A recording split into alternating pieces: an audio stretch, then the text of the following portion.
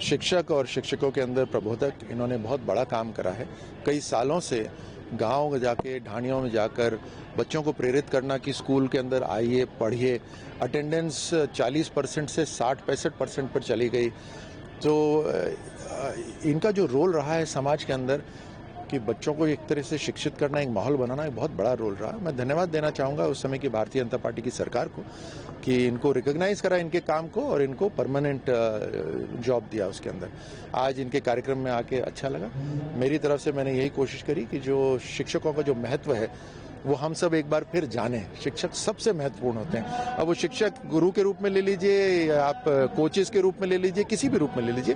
और माँ बाप भी एक शिक्षक का रोल प्ले करते हैं। घर के अंदर भी आधा स्कूल घर में होता है, तो वहाँ पे भी अड़ोसी पड़ोसी परिवार वाले वो जो करते हैं बच्चे वो भी सीखते हैं। तो स्कूल भी महत्वपूर्ण है और घर भी बहुत महत्वपूर्ण है। तो आज मैं इन सबसे मिलकर मुझे अत्यंत खुशी हुई। मेरी शुभकामनाएं इन सभी को।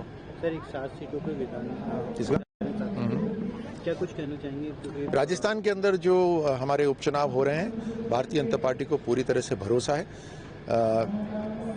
हमारे राजस्थान के जो वोटर्स हैं और पूरे देश के जो वोटर्स हैं आज इस बात को पूरी तरह से समझ गए हैं कि भारतीय जनता पार्टी परफॉर्मेंस वाली सरकार है।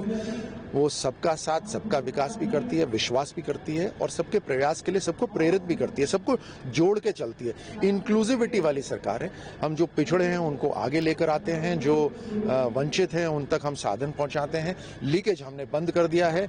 पारदर्शी सरकार है, एक परिवार के लिए नहीं बल्कि पूरे राष्ट्र के लिए काम करती है। ये सारी भावना आज वोटर समझ गए हैं और वोटर यही चाहते हैं कि उनका परिवार भी आगे बढ़े।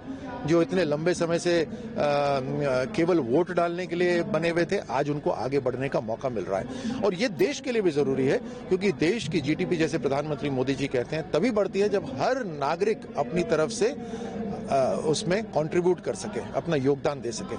तो हमें पूरी तरह से यकीन है कि इन जो हमारे चुनाव हैं, बाई इलेक्शंस और जो महाराष्ट्र झारखंड के चुनाव हैं, हम उसको पूरी तरह से जीतेंगे। सर, यूपी में सपा ने अपने कैंडिडेट उतारे बिना कांग्रेस की राय मशवरा करके, वैसे ही महाराष्ट्र के अंदर भी बिना सपा के समझौते के कांग्रेस उतारी कैंडिडेट। तो कहीं ना कहीं तालमेल का अभाव है इंडिया गठबंधन।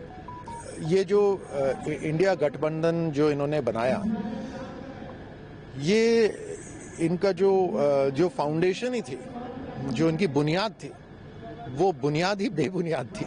नहीं, क्योंकि इनका किसी का एक लक्ष्य था ही नहीं, एक विचार भी नहीं था, राजनीतिक विचार भी नहीं था, सोच भी एक जैसी नहीं थी, एक दूसरे को काटने को दौड़ते थे हमेशा। लेकिन जब इन्होंने देखा कि इनका एक स्वच्छ साफ राजनीतिक कारण सफाया होने वाला है, तो इन्होंने कहा कि और तो कोई चारा नहीं है तो हाथ मिला लेते हैं। अब वो कितने दिन चलता।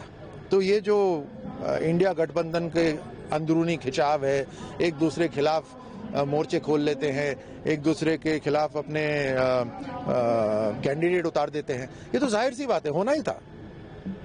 Thank you.